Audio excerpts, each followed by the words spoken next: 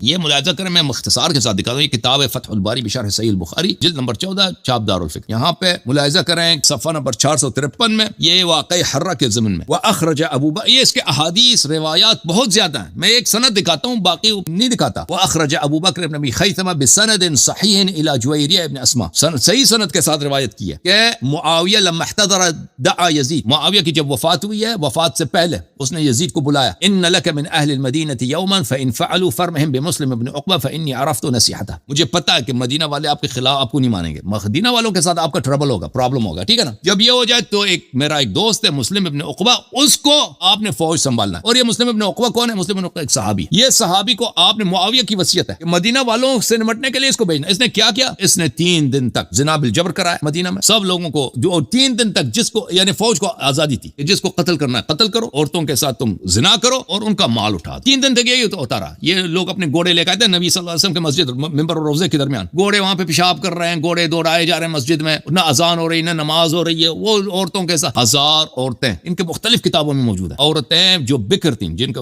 غیر شادی شدہ، ان کے بچے پیدا ہو گئے واقع حرہ کے بعد، سب زنا یزید کے فوج. فلما كان من خلاف عليه ما فاباح 3 ثم دعاهم الى بيعه يزيد وانهم اعبد له قن في طاعه الله ومعصيته. یہ صحابی مسلم ابن عقبہ جب مدینے میں آیا نا، یزید کے لیے بیعت لیا مدینہ والوں سے، چاہے وہ یزید گناہ کا حکم دے، چاہے معصیت کا حکم دے، چاہے طاعت کا، تم سب اب کے ابھی عابد قن ہو. عابد یعنی خالص اس کے غلام.